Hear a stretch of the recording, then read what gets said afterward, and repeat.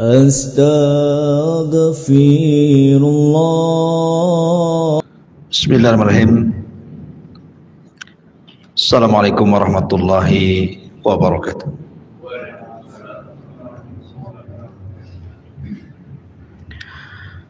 Alhamdulillah wassalatu wassalamu ala Rasulillah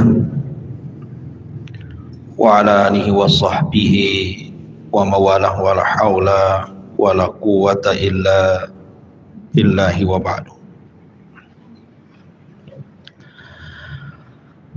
Alhamdulillah, di malam hari ini kembali kita bisa duduk di Masjid Al-Fajri Jodoh.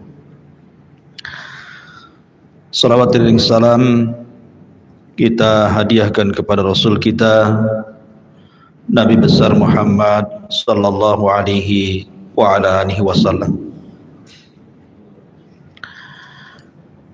Ma'asyiral muslimin yang dimuliakan Allah Subhanahu wa taala. Malam ini biasa kita mengkaji sejarah karena masih hangat seputar dunia perdukunannya. Maka malam ini kita akan membahas tafsir dari dua surat di dalam Al-Quranul Karim, yang dua surat ini selalu dibaca, dan dua surat inilah yang menjadikan terlepasnya sihir Nabi sallallahu alaihi wasallam. Makanya dua surat ini disebut muawwidhataini, dua surat perlindungan. Saking pendeknya surat ini, maka hampir semua hafal. Kalau seandainya tidak hafal, ya tak tahulah. Karena surat ini sangat pendek sekali. Surat ini disebut surah Al-Falaq dan juga suratun Nas. Al-Falaq dan An-Nas ini tidak bisa kita pisahkan, karena ada hubung kait antara satu surat dengan surat yang lainnya. Apa hubung kaitnya? Bicara tentang bahaya yang mengancam setiap manusia, di mana bahaya itu terbagi menjadi dua. Ada bahaya dari luar dan ada bahaya dari dalam.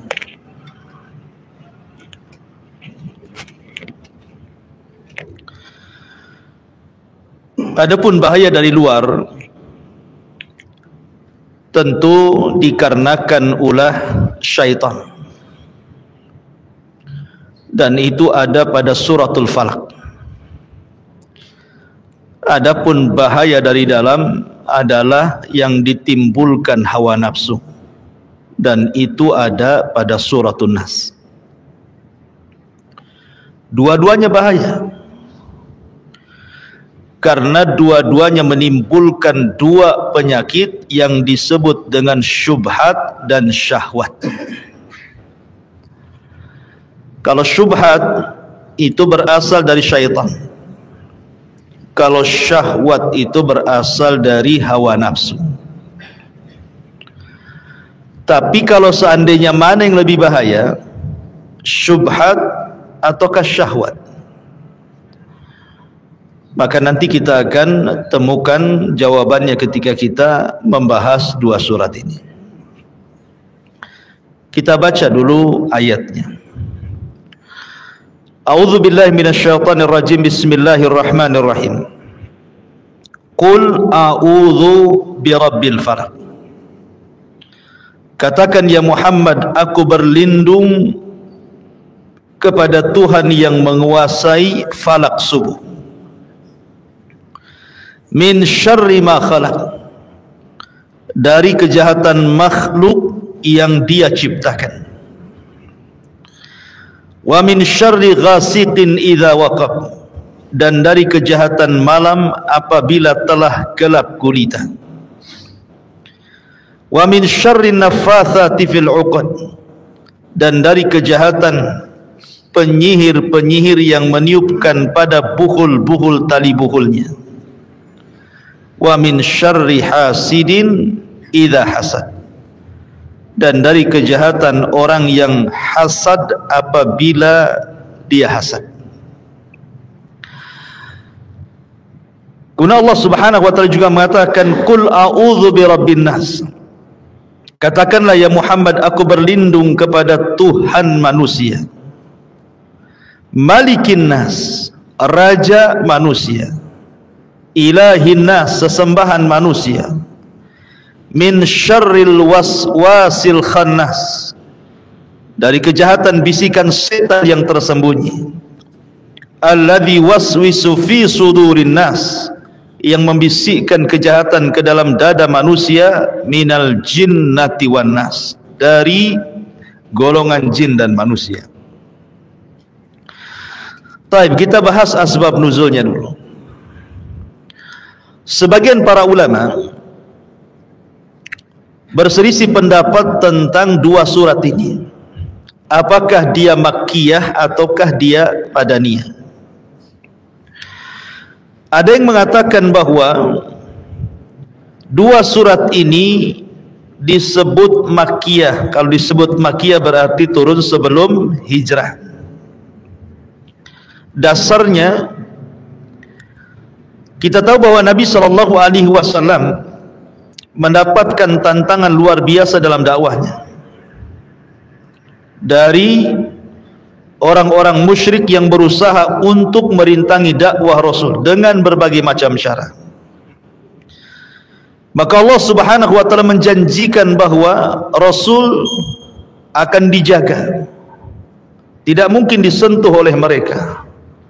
Wallahu ya'simuka minan nas, Allah akan menjaga engkau wahai Muhammad dari manusia. Tetapi syaratnya adalah qul a'udzu birabbil falaq, katakan ya Muhammad, kamu harus berlindung dengan Rabb falak. Dan qul a'udzu birabbin nas, kau harus berlindung dari Rabbnya manusia. Jadi dua surat ini turun di kota Mekah sebelum hijrah dalam rangka untuk melindungi diri Rasul dari kejahatan orang-orang kafir Quraisy. Ini satu pendapat. Pendapat yang kedua, tidak, surat ini bukan makkiyah, tapi surat ini madaniyah. Madaniyah itu artinya turun setelah hijrah. Disebut madaniyah karena surat ini bicara tentang seorang Yahudi yang bernama Labid ibn A'sam dari Bani Zuraik. Labid ibn A'sam ini terkenal seorang penyihir hebat, dan dia seorang Yahudi munafik. Jadi ketika melihat perkembangan dakwah Nabi SAW yang semakin lama semakin menyebar, kemudian dari orang yang terusir dari Mekah tiba-tiba dihargai, dimuliakan, banyak pengikutnya, maka Labid ibn A'sam ini hasad kepada Nabi SAW. Ditambah-tambah para pembesar Yahudi itu memang tidak suka dengan keberadaan Rasul di Madinah. Makanya para pembesar Yahudi ini bekerja sama dengan Labid ibn A'sam, seorang penyihir, untuk menyihir Nabi SAW. Sebenarnya Rasul sudah berkali-kali disihir tapi tidak mempan. Baru mempan setelah disihir Labid bin A'sam ini. Jadi Labid ibn A'sam ini memerintahkan putrinya, karena itu keluarga tukang sihir, memerintahkan putrinya untuk mencuri sisir Nabi SAW untuk diambil buhulnya, dan buhulnya diambil dari rambut Nabi SAW yang terlilit di sisir itu. Kita tahu rambut Nabi SAW itu kan lebat, sebahu, sehingga kalau menyisir itu mesti ada rambut yang melit disisir kan itu. Lah dicurinya oleh puterinya Labid bin Asam. Itulah yang menjadikan buhul yang kemudian sisir itu diletakkan dengan rambut Rasul di sebuah sumur namanya Zarwan. Di situ diletakkan buhulnya. Akhirnya kemudian Nabi SAW tersihir betul. Cukup lama Nabi SAW tersihir itu sampai 6 bulan. Tetapi sihirnya Nabi SAW tidak sampai mempengaruhi wahyu, tidak. Hanya mempengaruhi badannya saja. Wahyu tidak terpengaruh dengan sihirnya Labid bin Asam. Sehingga karena sudah kelamaan hampir 6 bulan, Aisyah radhiyallahu anha ini curiga. Kenapa Nabi SAW seperti itu? Kata Aisyah radhiyallahu anha, sebaiknya kau meminta fatwa kepada Tuhan, kepada Rabbmu. Maka Nabi SAW selepas Isya beribadah terus sampai waktu menjelang subuh. Rasul pun kemudian ngantuk, tertidur sesaat. Disitulah kemudian malaikat Jibril datang membawa satu malaikat.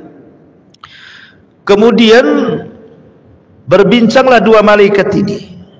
Ada apa dengan Muhammad ini? Yang satu mengatakan dia disihir. Siapa yang menyihirnya? Labid ibn Asam. Di mana bukulnya? Di sumur Darwan. Akhirnya kemudian Jibril pun membacakan kepada Nabi SAW 2 surat perlindungan ini. Qul a'udzu birabbil falaq min syarri ma khalaq wa min syarri ghasiqin idza waqab wa min syarri naffatsati fil 'uqad wa min syarri hasidin idza hasad. Qul a'udzu birabbin nas ila akhiril ayat. Maka hilanglah ikatan sihir Labid ibn Asam itu. Maka keesokan harinya Nabi SAW mengajak Ali radhiyallahu an untuk melihat bukulnya. Maka berangkatlah Nabi SAW dengan Ali radhiyallahu an ke sumur Zarwan itu. Kemudian Rasul mensifati bagaimana bukulnya, sangat menakutkan. Akhirnya ketika Ali radhiyallahu anhu hendak turun mengambil bukulnya, kata Rasul, jangan, nanti kejahatannya menyebar, sebaiknya ditimbun saja. Akhirnya sumur itu ditimbun karena airnya berupa darah untuk menghilangkan pengaruh sihirnya. Dari sini kita tahu bahwa asbab nuzul 2 surat ini karena disebabkan Rasul tersihir oleh Labid ibn Asam. Makanya 2 surat ini menjadi 2 surat perlindungan, selalu dibaca untuk melindungi diri dari syaitan, melindungi dari tukang sihir, melindungi dari hasad, melindungi dari penyakit ain, dan melindungi dari berbagai macam ancaman kejahatan-kejahatan luar dari syaitan dan kawan-kawannya. Jadi 2 surat ini, 2 surat sakti ini harus selalu dibaca untuk melindungi diri. Itu dari segi asbab nuzul surah Muawwidzatain ini. Baik, kita akan bahas tafsirnya. Ma'asyiral muslimin yang dimuliakan Allah Azza wa Jalla, dalam suratul Falaq itu ada perbedaan dengan suratul Nas. Dari segi apa? Dari segi perlindungan. Kalau suratul Falaq kita disuruh meminta kepada Allah Subhanahu wa taala dengan satu nama Allah, Rabbul Falaq. Tetapi kalau dalam suratul Nas kita disuruh meminta perlindungan kepada Allah dengan 3 nama Allah. Rabbun Nas 1, Malikin Nas 2, Ilahin Nas 3. Kenapa? Karena dalam suratul Nas itu musuhnya lebih berat dibandingkan dalam suratul Nas, dalam suratul Falaq. Jadi bahaya yang ditimbulkan dalam suratul Nas itu jauh lebih berbahaya dibandingkan dalam suratul Falaq. Makanya meminta perlindungan kepada Allah sampai menyebut 3 nama Allah Azza wa Jalla. Rabb, Malik dan Ilah. Tapi dalam suratul Falaq cuma satu saja kan, Rabbul Falaq saja kan, Rabb pemilik falak subuh. Di dalam suratul Falaq ada 4 bahaya yang mengancam kita. Tapi dalam suratul Nas itu cuma ada 1 bahaya. Tapi yang 1 ini jauh lebih bahaya dibandingkan yang 4. Makanya perlindungannya menyebut 3 nama Allah. Kita kupas. A'udzubillahi minasyaitonirrajim. Bismillahirrahmanirrahim. Qul a'udzu birabbil falaq. Katakan ya Muhammad, aku berlindung dengan Rabb Falak. Falak itu adalah cahaya di waktu subuh. Tetapi maksud sebagian ahli tafsir, falak itu artinya sesuatu yang belah. Dan itulah asal mula kehidupan seluruh makhluk Allah Subhanahu wa taala. Dari belah kemudian hidup, gitu ya. Seperti biji belah hidup. Kemudian tanah membelah, masuk air, kemudian hidup. Begitu juga manusia dan begitu seterusnya. Termasuk alam semesta ini kan. Ada namanya apa? Teori Big Bang itu apa? Ya, pecah gitu ya. Ma'asyiral muslimin yang dimuliakan Allah Azza wa Jalla. Tetapi kalau kita melihat terjemahan daripada Departemen Agama, maksud falak di sini artinya falak subuh. Kemudian di sini Allah Subhanahu wa taala merinci kejahatan-kejahatan apa saja, bahaya-bahaya apa saja yang akan kita hadapi. Qul a'udzu birabbil falaq min syarri ma khalaq. Ini yang pertama. Berlindung dari kejahatan yang Allah Subhanahu wa taala ciptakan.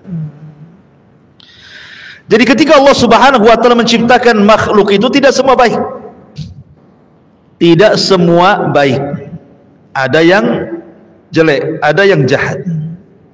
Buah-buahan ada yang bisa dimakan, ada yang beracun. Kemudian daun-daunan ada yang bisa dilalap, ada yang tidak bisa. Daun bambu nggak bisa dilalap ya. Daun pintu ya. Jadi ada makhluk-makhluk itu yang memang diciptakan, ada yang bisa dimakan, ada yang tidak. Manusia juga ada yang baik, ada yang jahat. Jin juga sama, ada yang saleh, ada yang jahat. Dan Allah Subhanahu wa taala buat pasang-pasangan, ada yang baik, ada yang jahat. Lah kita disuruh berlindung dari yang jahat-jahat ini. Lalu kenapa Allah Subhanahu wa taala menciptakan yang buruk? Kenapa tidak menciptakan yang baik saja? Manusia itu perlu diuji. Kalau tidak ada keburukan, tidak ada ujian. Makanya kemudian dengan adanya ujian inilah diciptakan keburukan. Kenapa Allah Subhanahu wa taala menciptakan iblis, menciptakan Fir'aun, menciptakan Abu Jahal, Abu Lahab dan begitu seterusnya untuk menguji manusia. Makanya di sana ada surga, ada neraka. Ini yang pertama. Kita tidak akan membahas panjang kecuali memang pembahasannya nyambung. Kemudian yang kedua, min syarri ma khalaq wa min syarri ghasiqin idza waqab. Kemudian kita disuruh berlindung dari ghasiq. Ghasiq itu artinya malam. Idza waqab, apabila menutup. Sebagian ahli tafsir mengatakan bahwa yang dimaksud ghasiq itu artinya qamar, bulan, terutama bulan purnama. Makanya Nabi SAW pernah bersabda kepada Aisyah radhiyallahu anha dengan mengatakan, ista'idhi billahi min syarri hadzal ghasyiq. Wahai Aisyah, berlindunglah kepada Allah dari keburukan ghasyiq ini. Ketika itu Nabi SAW bersabda kepada Aisyah radhiyallahu anha saat terjadi bulan purnama, artinya berada di pertengahan bulan ya. Jadi bulan purnama itu adalah salah satu penafsiran daripada ghasyiq. Kita berlindung dari bulan purnama. Ada juga yang mengatakan ghasyiq itu ya malam, kegelapan malam itu ya ghasyiq. Ada yang mengatakan bahwa seluruh yang terjadi di malam hari. Kenapa kemudian kita harus berlindung dengan perkara-perkara ini?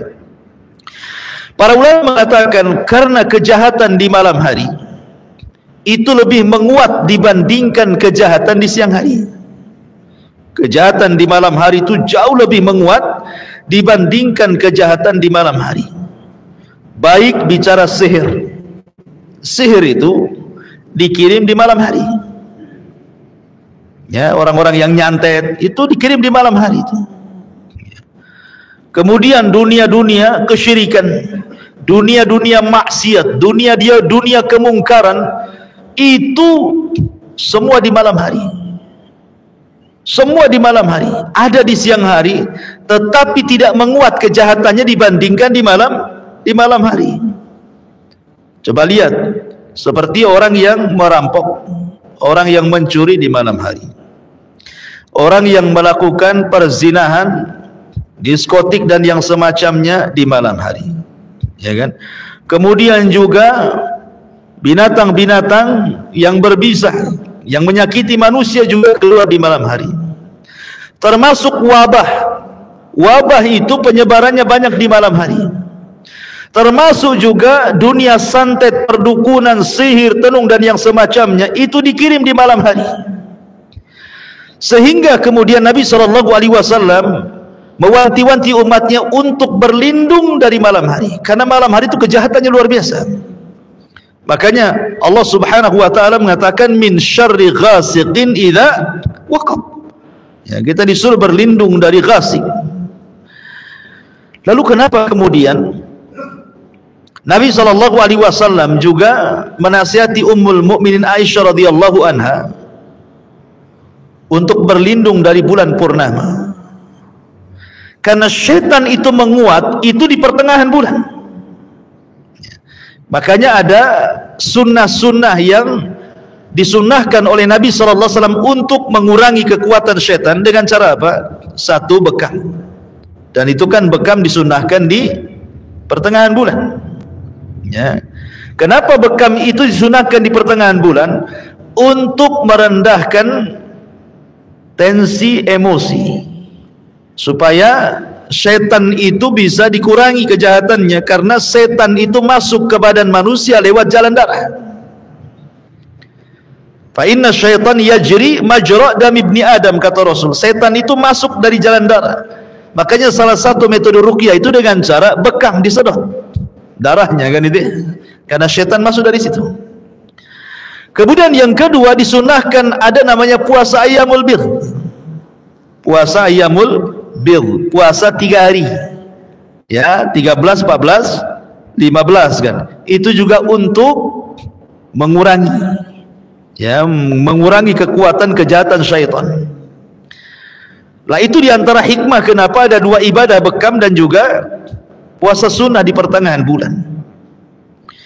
Karena memang bulan itu biasanya sering dikait-kaitkan dengan surut pasangnya air lautan, dan juga sering dikait-kaitkan dengan tentang tensi darah manusia.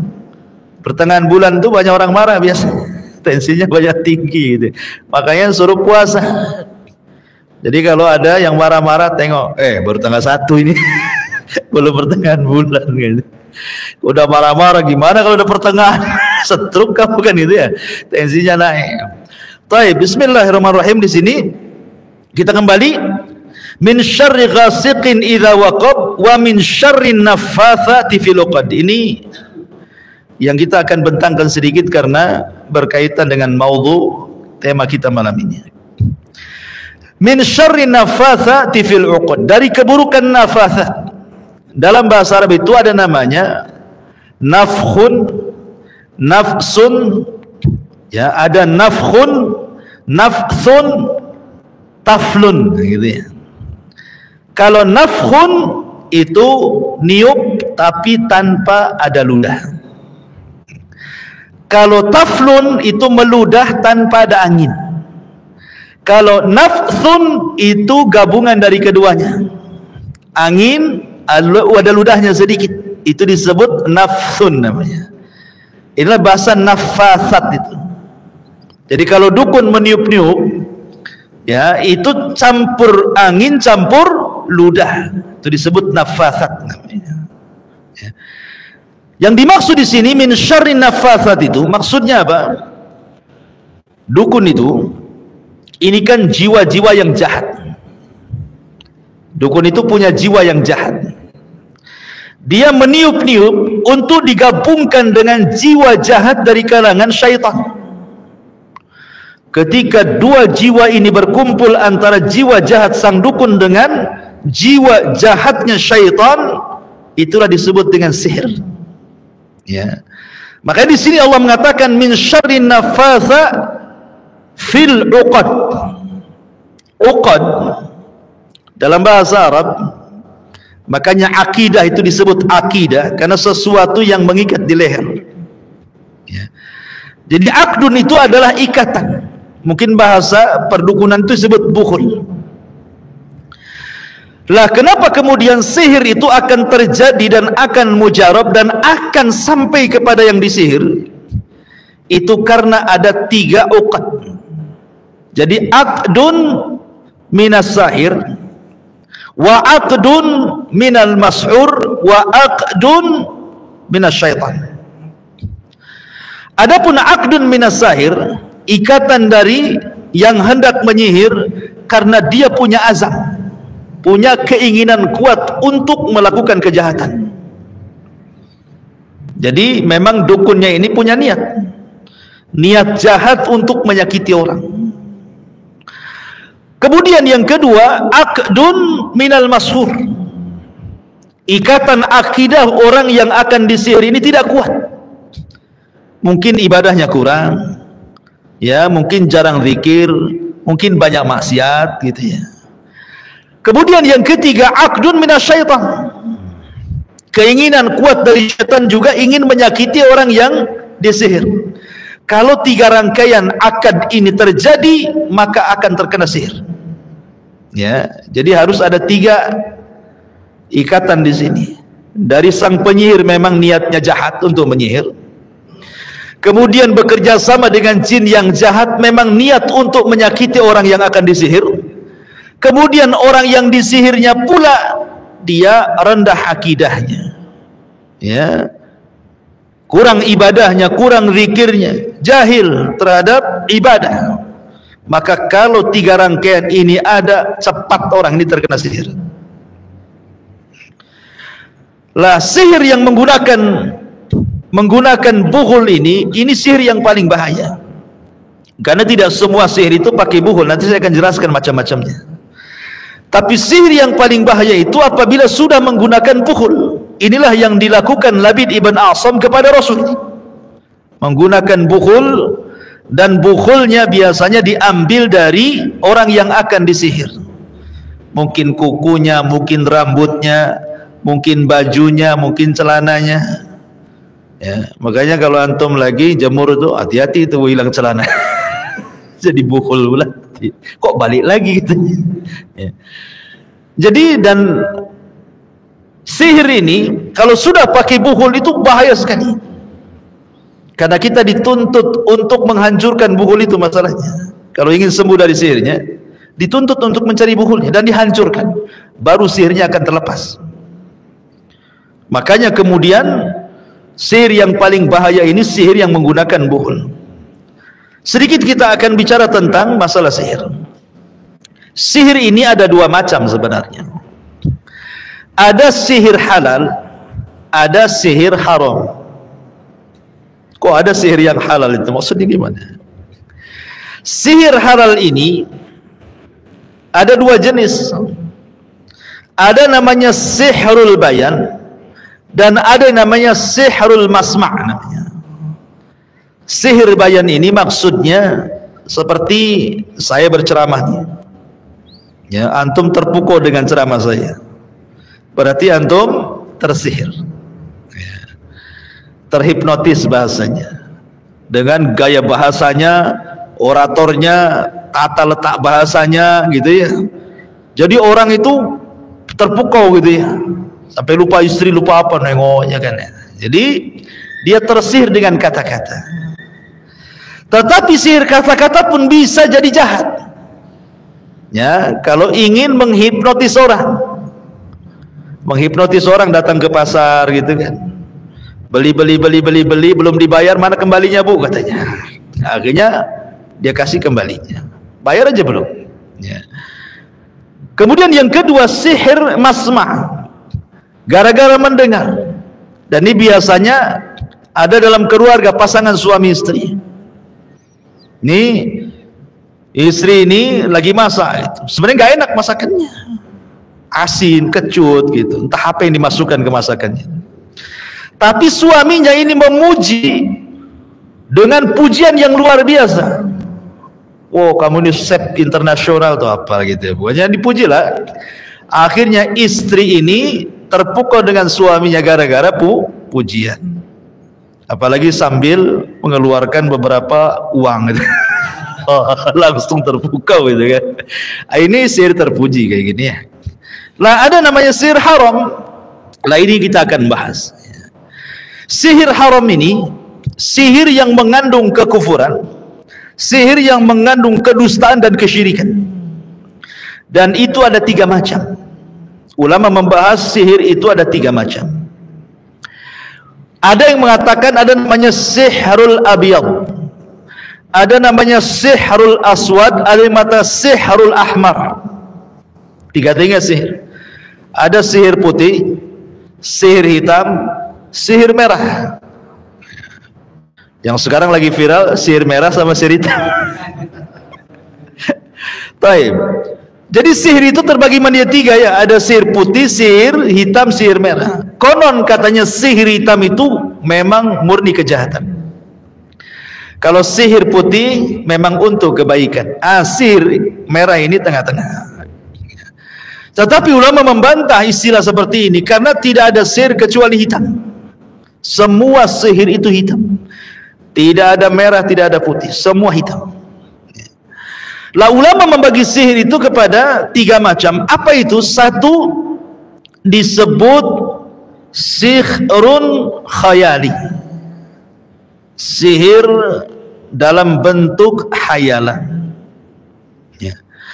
Dan medianya biasanya sihir khayali ini ada 4 macam. Bisa menggunakan media angin, bisa menggunakan media sungai, bisa menggunakan media api, dan juga bisa menggunakan media tanah. Dan biasanya sihir khayali ini biasa digunakan untuk penglaris. Biasanya orang datang ke dukun, kemudian minta penglaris, dibuatkanlah wifik-wifik, raja-raja gitu ya, hizab-hizab dalam bentuk tulisan, jimat, kemudian diletakkan di warung ya. Kalau dia menggunakan media angin, maka semakin angin itu kencang ke warung dia gitu, ke warung orang yang disihir itu, maka akan semakin kuat pengaruhnya. Pamannya dia mau nyihir warung sebelah gitu ya, taruhlah buhul jimatnya di situ, maka semakin kencang tuh anginnya ke situ, semakin kuat sihirnya tuh. Nanti orang dihayalkan warung itu, mungkin menakutkan, nggak enak, macam-macam lah dibuat orang nggak datang ke situ gitu. Itu kalau menggunakan media angin ya. Ataupun dalam dunia pelet gitu juga sama juga ya. Ya, umpamanya ada seorang perempuan gitu, udah tua sebenarnya, cantik pun tidak gitu, tapi supaya kemudian dipandangnya bahwa dia wanita cantik, datanglah ke dukun minta susu umpamanya. Bukan susu, bukan kembali, ada susu untuk kembali itu. Susunya berapa kata? Bukan susu emas tuh kan. Jadi bisa ditancapkan itu ya, itu lihat medianya. Kalau pakai media angin tadi, kalau ada angin tuh semakin dia nampak cantik, padahal dikhayalkan saja. Dia itu tidak cantik, cuma dikhayal oleh setan seolah-olah dia cantik gitu. Jadi ada namanya sihir khayali. Nah, itu biasanya menggunakan dihayalkan manusia seolah-olah dia itu baik atau seolah-olah dia jahat ya, untuk meretakan suami istri dan begitu seterusnya. Itu namanya khayali. Termasuk juga khayali itu juga dalam dunia hipnotis. Itu termasuk khayali juga dalam dunia hipnotis itu. Jangan salah, itu termasuk sihir khayali. ya, dengan cara dipandang, dengan cara diasepi sambil ngerokok gitu ya, atau dengan cara diajak ngomong akhirnya lupa atau ditepu akhirnya keluar semua uangnya gitu ya. Lah itu juga termasuk sihir khayali itu. Nah ini yang paling banyak di masyarakat seperti ini, menggunakan sihir khayali di sini untuk penglaris, untuk jodoh, pelet, memecahkan suami istri dan begitu seterusnya. Ini bahaya ya, sihir khayali ini. Kemudian yang kedua ada namanya as-sihrul mu'athir. Ini yang paling bahaya, sihir yang mempengaruhi, yang disebut dengan sihir hakikat. Ini bisa membuat orang sakit, bisa membuat orang mati, bisa membuat orang pecah belah dalam suami istri gitu ya. Dan ini sebahaya-bahayanya sihir. Sihir hakikat ini sebahaya-bahayanya sihir. Dan sayang sekali di negeri kita ini banyak yang seperti ini ya, yang disebut dengan dunia tenung, dunia santet gitu ya. Ini masuk pada sihir hakiki ya, sihir hakiki. Kemudian yang ketiga ada namanya sihir majazi. Sihir majazi ini biasa dipakai oleh tukang-tukang sulap bahasa kitanya, karena dia kan tidak menggunakan mantra-mantra, tidak menggunakan magic raja-raja ataupun jimat-jimat, tapi menggunakan bahan-bahan kimia, kecepatan tangan, tipuan. Ini pun bagian sihir, karena ini kan berdusta, dia sedang berdusta, tapi tidak sampai taraf kesyirikan kan itu ya. Tidak sampai taraf kesyirikan karena tidak menggunakan solawat-solawat, tidak menggunakan bacaan-bacaan jimat-jimat, tidak, dia hanya keterampilan saja. Ini pun ulama memasukkan bagian daripada sihir, sihir majazi namanya ya. La ma'asyiral muslimin yang dimuliakan Allah Subhanahu wa taala.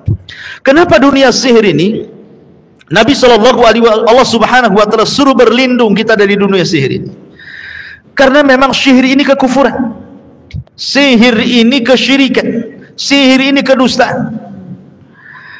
Coba bayangkan, dalam dunia sihir itu ada namanya at-tamaim.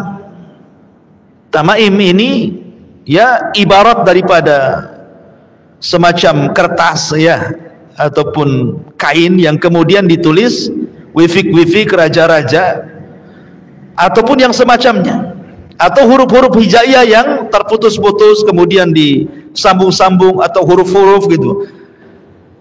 Dan terkadang yang kenapa berbahaya tamaim ini, terkadang ada ayat-ayat Al-Quran seperti ayat-ayat kursi atau ayat-ayat yang lain itu yang dihinakan di situ. Itu masalahnya kenapa dunia syirik ini lekat dengan istihza bil Quran, mengolok-olok Al-Quran. Makanya ketika saya mendengar yang lagi viral ini mengajarkan di murid-muridnya bahwa kita akan belajar satu kitab namanya Syamsul Ma'arif Al-Kubra katanya, kemudian juga Mamba Usulul Hikmah, kemudian juga kitab Al-Awfaq ya. Ini tiga-tiganya ini kitab sihir, jangan salah, ini tiga-tiganya kitab sihir. Sayangnya ada di beberapa pesantren itu diajarkan seperti Syamsul Ma'arif ini. Kitab Syamsul Ma'arif ini dikenal dalam dunia sihir itu rujukan sihir dunia. Itu bukan kitab istilahnya rujukan sihir Indonesia, tidak. Satu dunia merujuk kepada kitab Syamsul Ma'arif ini. Ada yang mengatakan bahwa sebenarnya ulama meragukan tentang apakah betul kitab ini dikarang oleh Ahmad ibn Yusuf Al-Buni gitu ya, seorang mazhab Maliki. Kenapa demikian? Karena kita tahu bahwa Ahmad ibn Yusuf ibn Ali Al-Buni Al-Maliki ini banyak karyanya, ada 40 kitab lebih beliau karya, dan semua jadi rujukan ulama terutama dalam dunia sufi. Apalagi kemudian sosok ulama ini sezaman dengan ulama besar seperti Ahmad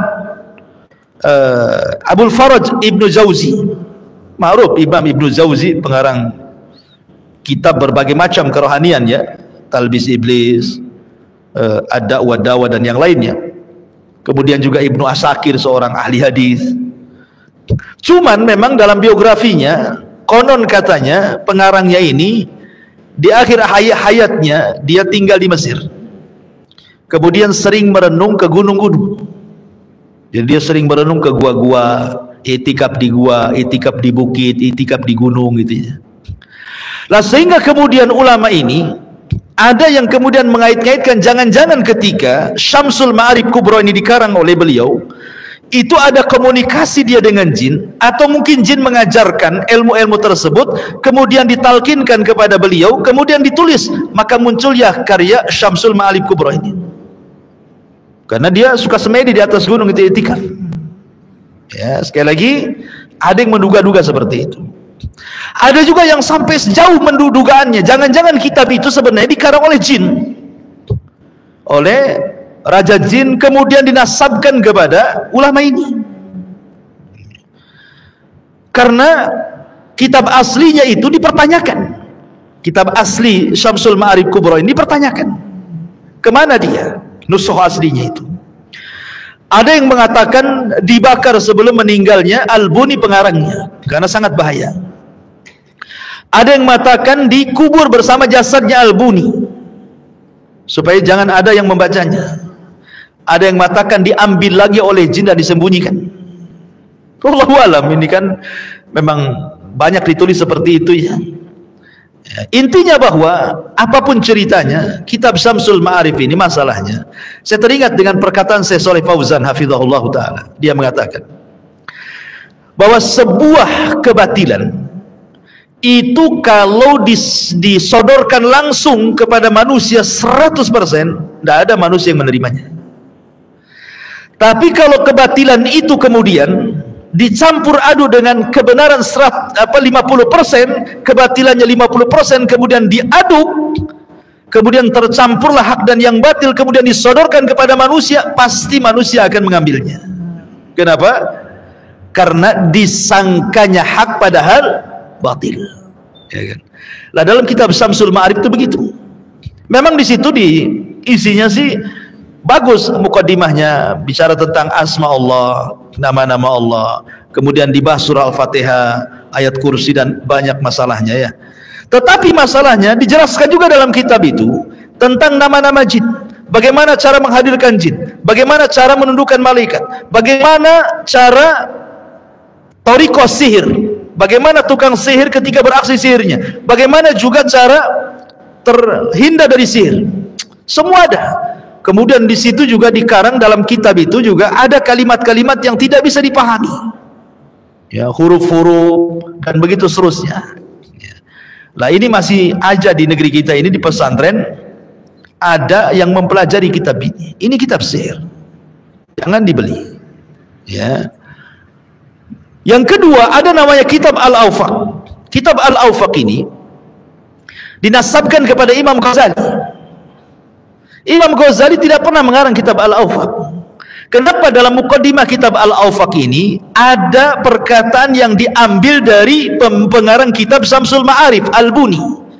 Sementara Al-Buni ini, kalau seandainya kita lihat sejarah biografi dan dengan Imam Ghazali itu hidup duluan. Sampai dia wafat, Imam Buni belum lahir. Bagaimana mungkin kemudian Imam Ghazali merujuk kepada dan berguru kepada orang yang belum lahir? Makanya ulama kemudian menentang keras bahwa kitab Al-Awfaq ini adalah karyanya Imam Ghazali. Karena isinya namanya disebut Awfaq. Awfaq itu wifik itu dengan menyingkap huruf-huruf hijaiyah, ya, kemudian dibuat angka-angka, kemudian digunakan untuk meramal. Ya, contoh namanya alif ini angka berapa, ba angka berapa, dal angka berapa gitu ya. Nanti dibilang tuh, namanya antum datang ke saya, Ustaz, kayaknya bulan depan saya mau kawin nih. Alhamdulillah. Nah, kira-kira baik nggak? Maka saya tanya nama antum siapa? Nanti nama antum Ahmad, A, alif berapa angkanya, dal berapa, ha berapa gitu. Nama istri, calon istri siapa? Nanti dihitung tuh, ya. Nanti wah ini nggak boleh, nggak bagus, jangan bulan depan. gitu ya. Jangan hari ini, hari depan aja. Itu ada di kitab Al-Faq tuh. Sampai cara menyihir orang ada di kitab itu. Cara menyihir orang ada di kitab itu. Tidak mungkinlah karya seperti ini kemudian dinasabkan kepada Imam Ghazali. Ya, mustahil.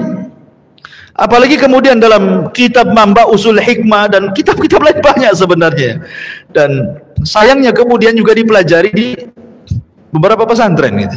Ini kitab sihir, jangan dipelajari. Ya. Taib. Makanya kemudian karena ada sebagian orang menganggap bahwa kitab-kitab tersebut berbahasa Arab dan sebagiannya kemudian dinasabkan kepada Imam Ghazali dan yang lainnya, muncullah istilah-istilah dukun putih. Karena rujukannya kitab-kitab kuning. Ya, makanya disebut dukun putih. Kalau dukun-dukun hitam nggak kenal kitab-kitab kayak gini. Dukun hitam itu ya disemedi-semedi di gua-gua lah. Langsung komunikasi dengan jin-jin yang ada di gua-gua, di bukit-bukit, lembah-lembah itu kan. Ya, jadi padahal ma'asyiral muslimin yang dimuliakan Allah Azza wa Jalla, sekali lagi maka saya sarankan jangan belajar kitab-kitab seperti ini. Karena di internet juga banyak, dicari saja itu. Ya, nanti keluar tuh, antum pula belajar itu. Jadi dukun putih. Ya.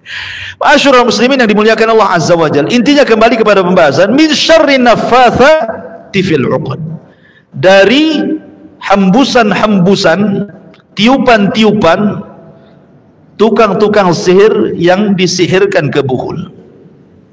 Ma'asyiral muslimin yang dimuliakan Allah Azza wa Jalla, buhul ini ada yang sifatnya masyrub, disuruh minum. Ada makul, disuruh makan. Ada juga yang diletakkan di air, dihanyutkan. Ada juga yang digantung, ya, di rumah-rumah gitu ya. Ada juga yang dipendam. Ya. Ada juga buhul itu berupa macam-macam. Ada berupa batu ake, umpamanya kan. Umpamanya batu ake itu diisi. Ya, kemudian habis diisi, itu jadi buhulnya tuh. Suruh pegang. Kemudian diambilkan golok, dibacok nggak apa-apa. Nah, gitu kan. Dibakar nggak apa-apa, dibor nggak apa-apa, mamanya kan. Padahal bornya terbalik. Coba kalau bornya ke sana, tembuskan, dan bor itu ada dua mata tuh ya. Ada yang ke belakang, ada yang ke depan gitu ya. Kalau ke depan nembus tuh, ke belakang terbalik itu nyopot. Ya, itu trik. Ya. Walaupun mungkin anggaplah benaran. Nah, terkadang orang-orang seperti ini itu diberikan buhul semacam seperti itu, diisi bahasanya, diisi gitu ya. Ya, jadi akhirnya kemudian kebal bacok, kebal peluru, tapi syuting tidak kebal. Jadi ma'asyiral muslimin yang dimuliakan Allah Azza wa Jalla, jadi ini buhul macam-macam, bisa pakai batu, bisa pakai gelang, bisa pakai tasbih gitu ya. Jadi buhul itu bisa saja. Nah, biasanya orang-orang diisi-isi itu pakai buhul-buhul seperti itu. Dan ini sangat bahaya, ya. Karena Allah mengatakan suruh berlindung dari min syarri naffatsati fil 'uqad. Kemudian Allah mengatakan wa min syarri hasidin idza hasad. Adapun tentang bagaimana caranya kita menghindar dari sihir, ya tentu yang pertama membaca Quran lah ya. Ada bacaan umum, ada bacaan khusus. Bacaan umum ya secara umum Al-Quran itu bacaan umum. Secara khusus ya seperti Qul a'udzu birabbin nas, Qul a'udzu birabbil falaq. Kemudian kalau memang antum bisa pesan kepada orang yang umroh, suruh belikan kurma. Kurma ajwa namanya. Kurma yang hidup di kota Madinah. Itu untuk meruqyah bagus tuh. Karena Rasul mengatakan barang siapa yang memakan kurma 7 butir di pagi hari, maksudnya kurma Madinah, kurma ajwa, maka dia akan terhindar dari sihir, terhindar dari penyakit ain, terhindar dari hasad, terhindar dari gangguan syaitan. Nah, pesanlah sama orang-orang yang haji atau umrah, atau pas antum umrah belilah banyak-banyak 1 karung gitu kan. Bisa lah antum untuk ruqyah keluarga itu. Ataupun melazimkan zikir. Ada zikir umum, ada zikir khusus. Ya zikir umum ya biasalah, sambil jalan kita zikir, di mobil kita zikir, ya kapanpun kita berzikir. Ada zikir khusus, namanya zikir pagi petang itu kan, ada ya zikir pagi petang itu. Lah itu sangat baik sekali itu. 3 perkara ini saja ini sudah cukup menangkal sihir sebenarnya. Ya, tidak, lihat Islam itu mudah sekali. Menangkal sihir tidak perlu datang ke tukang sihir. Menangkal sihir tidak perlu datang ke dukun minta jimat, minta raja, minta pembersihan rumah dan begitu seterusnya gitu. Tidak perlu ngapain dibersihkan, pakai sapu saja kan kalau membersihkan rumah. Jadi tidak usah datangkan orang itu. Kalau ingin bersih, sewa pembantu saja bersih itu. Apa yang datang dukun pula? Jadi Islam itu agama mudah, membersihkan rumah cukup baca Quran. Siapa baca surah Al-Baqarah, setan itu udah kabur itu. Kan senang, simpel sebenarnya Islam itu ya, agama yang mudah ya. Cuman kadang-kadang ini orang itu tidak mau, ya mungkin karena juga hatinya sudah keras, sudah banyak jinnya, akhirnya jinnya mengantarkan dia untuk mendatangkan jin yang ada pada dukun. Naudzubillah. Kemudian Allah mengatakan min syarri hasidin idza hasad. Kenapa Allah Subhanahu wa taala tidak mengatakan min syarri hasidin titik sampai di sini, dari keburukan orang yang hasad? Kenapa harus ada idza hasad apabila dia sedang memainkan hasadnya? Karena setiap kita ini, ikhwan, tidak ada manusia yang tidak punya hasad. Ya. Tidak ada manusia yang tidak punya hasad. Semua manusia itu ada hasad. Saya, antum, siapapun. Ya. Mau ustadz, mau bukan ustadz, mau kiai, mau bukan kiai, semua orang itu tersimpan hasad. Tetapi hasad itu tidak memadaratkan. Yang membahayakan itu kalau dia keluarkan. Kalau dia mainkan hasad itu, itu yang paling bahaya. Ya kan? Kan manusia ini kan kadang-kadang kan kalau baik hatinya ya enggak kepikiran, tapi kalau jahat hatinya, apalagi disakiti, itu ada hasadnya kan itu ya. Karena setiap manusia punya hasad, hasad tidak ada masalah. Tetapi menjadi masalah idza hasad, kalau seandainya dia mainkan hasadnya itu. Dan hasad itu artinya menghendaki kenikmatan orang hilang dan berpindah kepada dirinya. Dan hasad ini bagian daripada sihir. Kenapa? Karena hasad inilah yang menimbulkan penyakit ain, penyakit mata. Ya. Penyakit mata ini bahaya, karena biasanya memandang sesuatu bisa membuat orang sakit, bisa membuat orang mati loh. Ya. Orang yang terkena hasad ini itu bisa bahaya, bisa terancam jiwanya tuh. Bisa sampai dia sakit bertahun-tahun, bahkan bisa sampai kematian. Orang yang kena ain itu gara-gara hasad orang itu. Makanya ada seorang syekh bercerita, terkadang kalau antum mengundang-undang orang ke rumah itu, terkadang ketika banyak undangan orang, mata-mata orang yang kita undang itu kita tidak tahu apa mata mereka itu adalah mata hasad atau memang mata-mata biasa. Waktu banyak tamu, ya namanya suami istri senang-senang saja, banyak tamu, sumringah, ngobrol, biasa ketawa ketiwi. Habis pulang tamunya, mulai cekcok nih suami istri. Berarti di antara undangan itu ada yang hasad, ya, ada yang punya penyakit ain. Makanya kenapa kata para ulama, obat hasad itu adalah lawan dengan lawannya. Kalau hasad itu menghilangkan nikmat, maka lawannya adalah berdoa berkah, karena berkah itu menambah nikmat. Jadi kalau antum melihat sesuatu yang menakjubkan, maka mintalah kepada Allah agar diberkahi. Contoh, antum punya anak cantik, cakep anak antum itu. Ya Allah, berkahilah anak saya. Dikhawatirkan nanti ada tetangga yang hasad, nengok anak antum, ketabrak anak antum. Bisa terjadi kan gitu ya. Ya, jadi kalau kita umpamanya punya mobil, baru beli mobil, senang karena gak pernah punya mobil gitu ya, selama ini ya ngikut mobil orang aja ya. Punya mobil sendiri, kita berdoa, ya Allah berkahi mobil saya, gitu maksudnya. Berkahi istri saya, berkahi rumah saya. Karena berkah itu lawan hasad. Berkah itu menambah nikmat, kalau hasad menghilangkan nikmat, gitu maksudnya. Ada hadis Nabi SAW mengatakan, idza ra'a ahadukum min nafsihi aw malihi aw min akhihi ma yu'jibuhu falyad'u lahu bil barakati fa innal aina haqqun, kata Rasul. Apabila salah seorang di antara kalian melihat dirinya, melihat hartanya, atau melihat hal-hal yang ada pada saudaranya yang mentakjubkan bagi dia, maka berdoalah dengan doa barakah, karena penyakit ain itu hak adanya. Ini Rasul yang mengatakan falyad'u bil barakah. Ya. Makanya kalau seandainya ada orang yang sakit lama, itu belum tentu kena sihir. Maksudnya sihir yang dikirim, bisa saja itu kena ain, kena orang hasad, mungkin tetangga hasad sama kita gitu ya. Kemudian pandangannya itu pandangan setan, akhirnya jatuhlah kita sakit. Lama pula sakit ini. Makanya kata para ulama, kalau seandainya sakit yang berkepanjangan, cara mengobatinya adalah hendaklah dia mandi, ya, berwudu. Jadi kalau seandainya orang ini terbaring udah kelamaan, mungkin tidak bisa juga dia berwudu sendiri, maka ambilkan air, kata para ulama, ambilkan air, ya, kemudian wudukan orang yang terbaring sakit itu. Kemudian sisa airnya, ya kan, sisa airnya letakkan di tempat-tempat yang tersembunyi, kayak di ketiak sini, ya, bersihkan ketiaknya, ya, di sini atau di sela-sela dalam, ya kan, dalaman. Kemudian diusapkan di tengkuknya sini. Kata para ulama, dengan niat menyembuhkan penyakit ain atau hasad, insya Allah itu akan hilang. Ya, sampai ulama mengatakan seperti itu. Jadi belum tentu orang sakit itu karena santet kiriman gitu ya. Bisa saja gara-gara hasad. Ya, jadi orang yang hasad itu punya penyakit ain, dan ain itu bagian daripada sihir.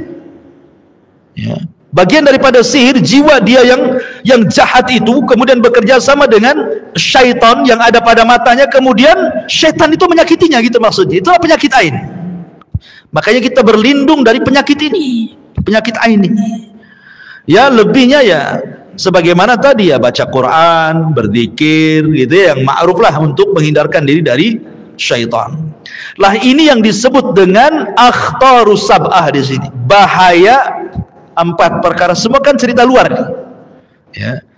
Kejahatan yang Allah ciptakan luar. Kemudian kejahatan di malam hari luar. Kemudian sihir juga luar gitu ya. Kemudian termasuk orang hasad pun orang luar kan itu ya. Nah, tetapi surat An-Nas ini berbeda. Surat An-Nas ini berbeda. Ini bahayanya jauh lebih bahaya dibandingkan 4 perkara. Padahal 4 ini kan sudah bahaya ini. Sihir saja sudah bahaya kan. Tapi yang satu ini lebih bahaya. Allah mengatakan, "Qul a'udzu birabbin nas." Katakan ya Muhammad, aku berlindung dengan Rabbnya manusia. Malikin nas.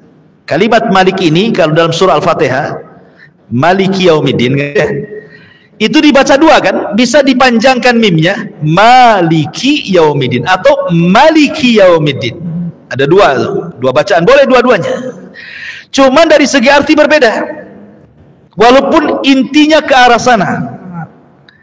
Kalau dipanjangkan mimnya, Maliki Yaumiddin, ya, Malik itu artinya penguasa.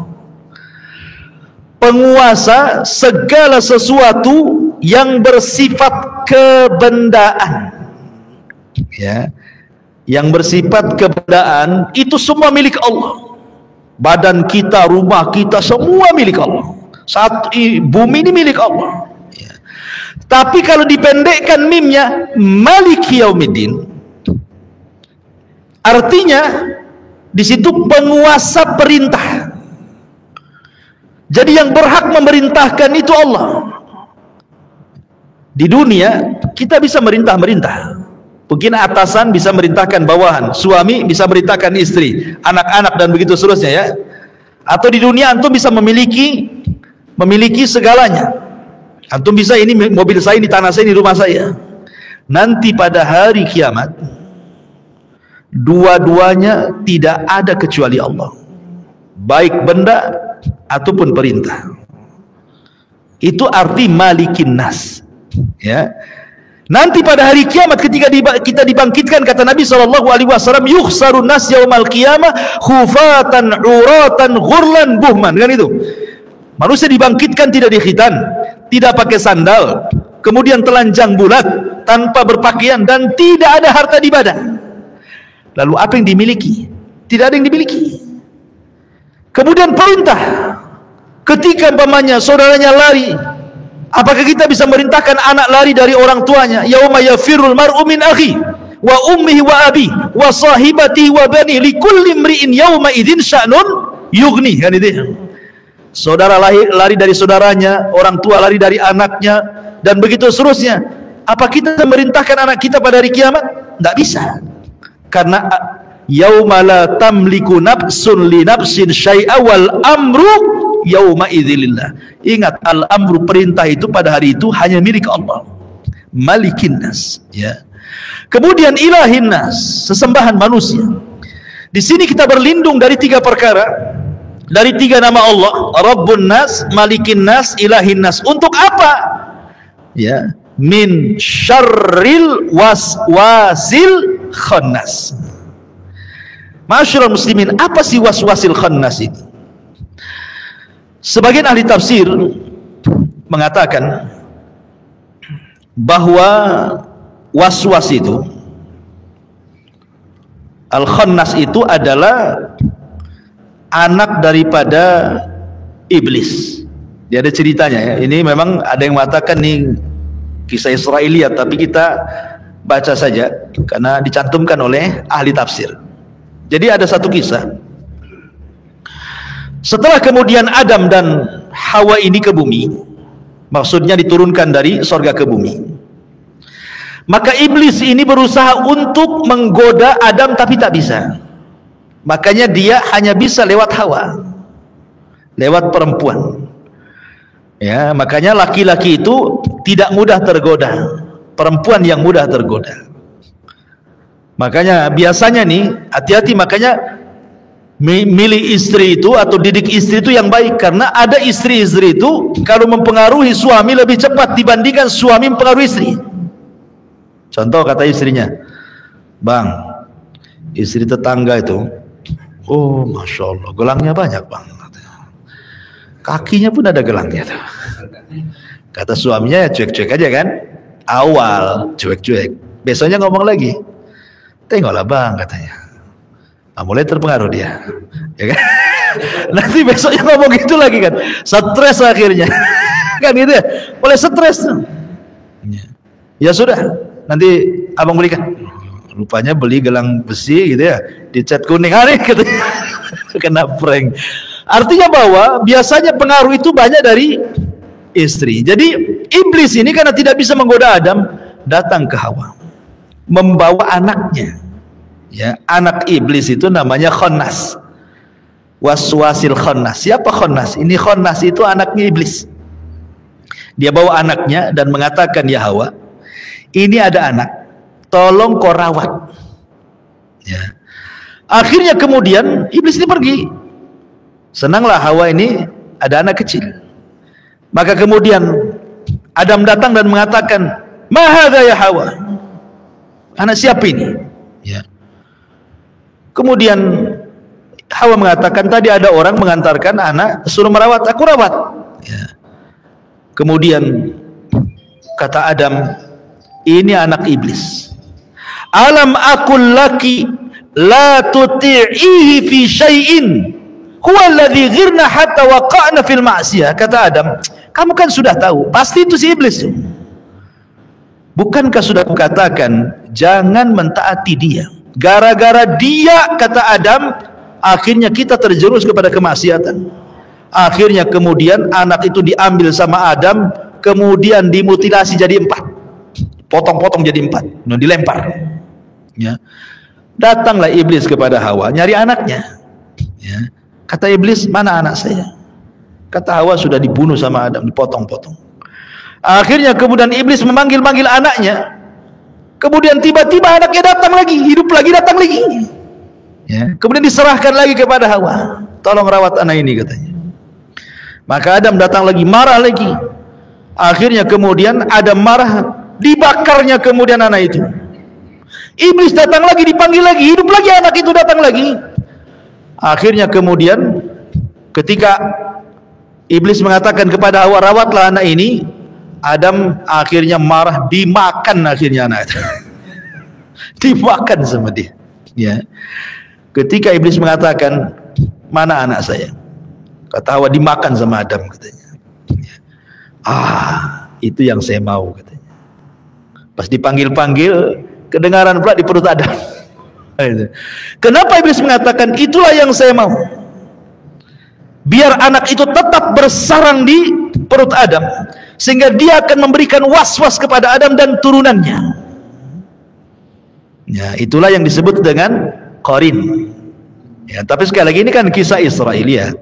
Nah, kalau kita katakan qarin, ya qarin, bagaimana cara masuk ke dalam tubuh kita? Yang jelas sabda Nabi SAW bahwa setiap manusia itu punya qarin, kecuali kata Rasul, kecuali qarinku yang aku islamkan.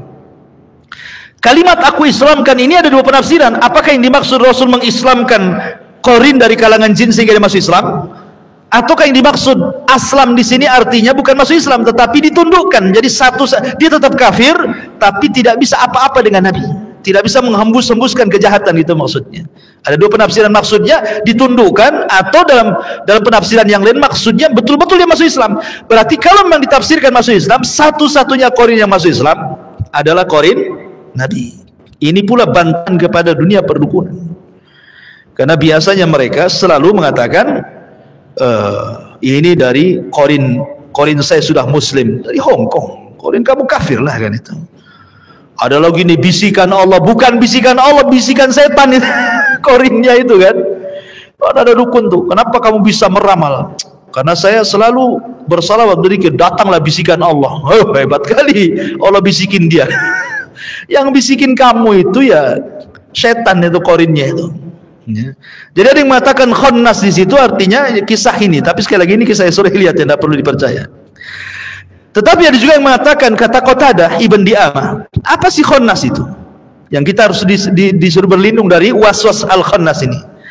Dia mengatakan, kata Al-Qatadah, al-khannas asyaitanu lahu khurtum ka khurtumil kalbi fi sadril insan fa idza ghafila al-insan waswasa lahu wa idza dzakara al-'abdu rabbahu khanas. Yang dimaksud khanas dalam ayat itu artinya setan yang punya ekor seperti ekor anjing, dan itu ada di dada manusia. Apabila manusia kemudian dia lupa, maka dia akan masuk dan memberikan was-was.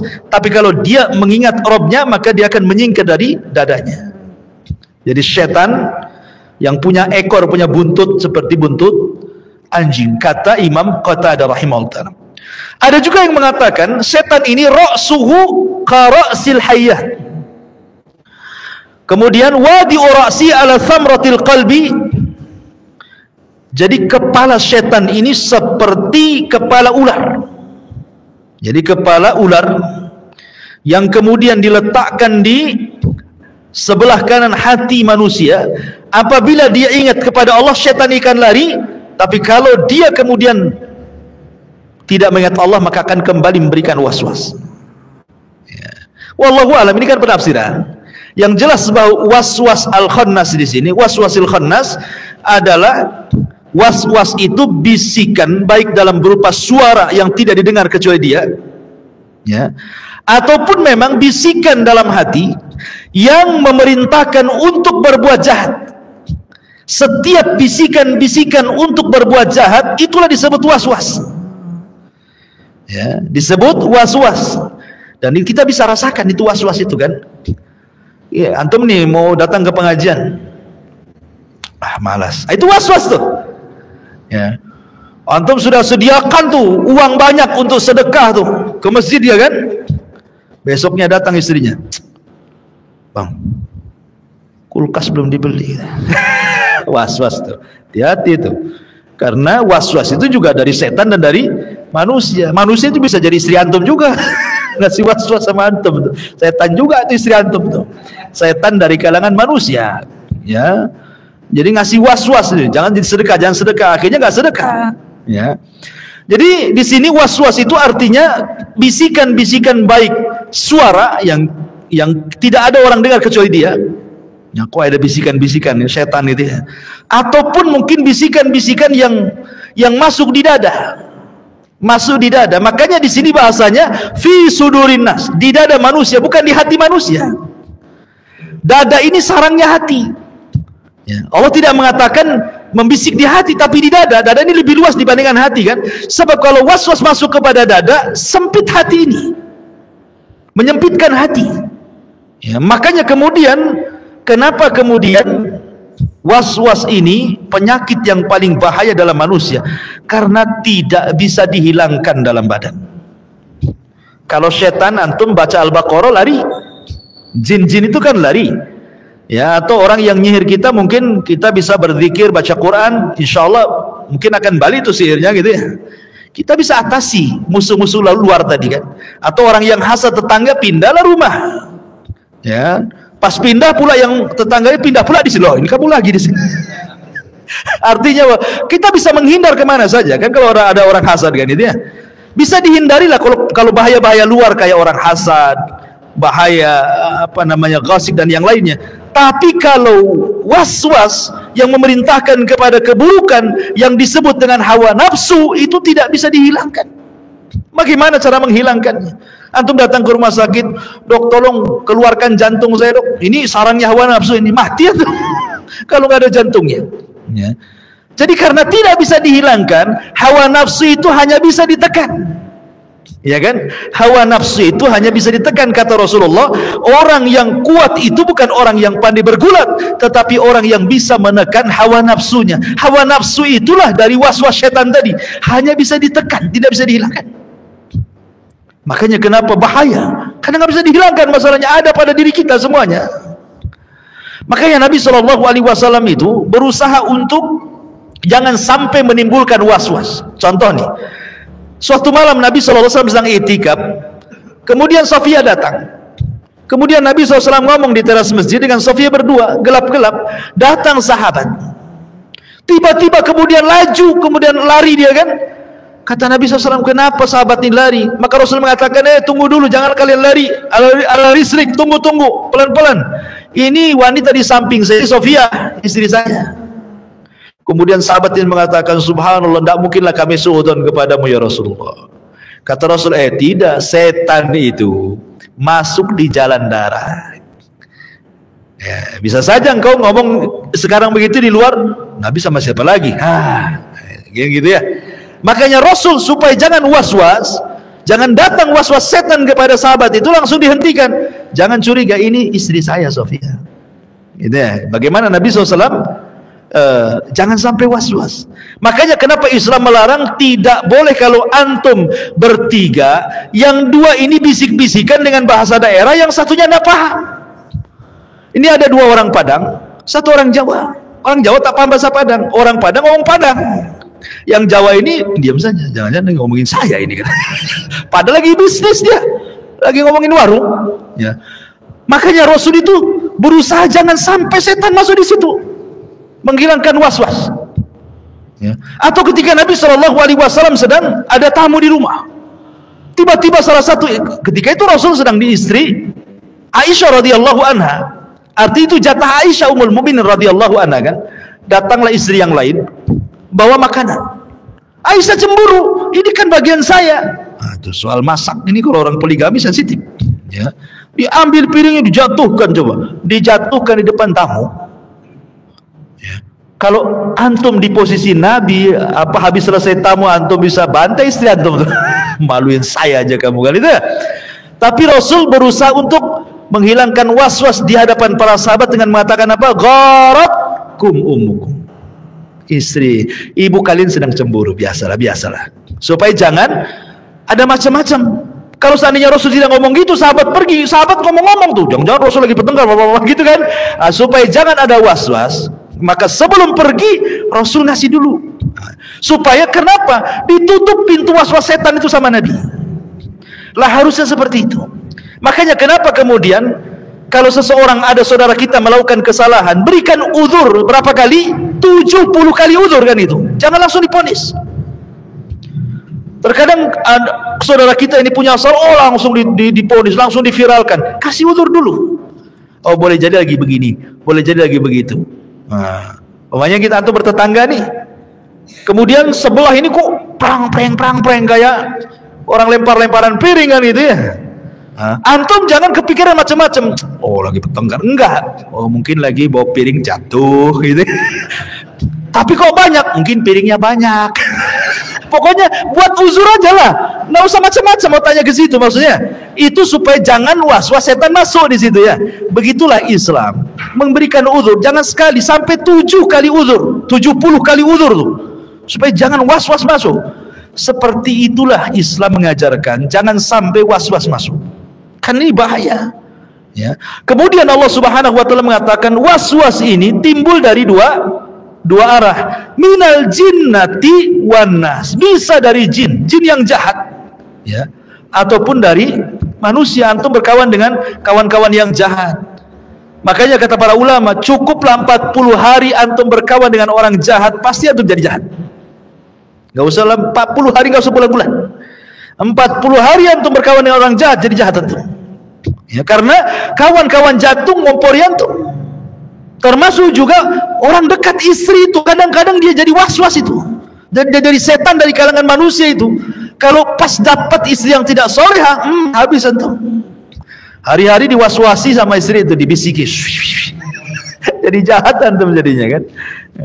Ma'asyiral muslimin yang dimuliakan Allah Azza wa Jalla. Makanya kenapa surah Qul a'udzu birabbin nas ini bicara tentang hawa nafsu. Minal jinnah itu penyakit syubhat, minan nas itu penyakit syahwat. Hawa nafsu ini melahirkan syahwat, ya kan?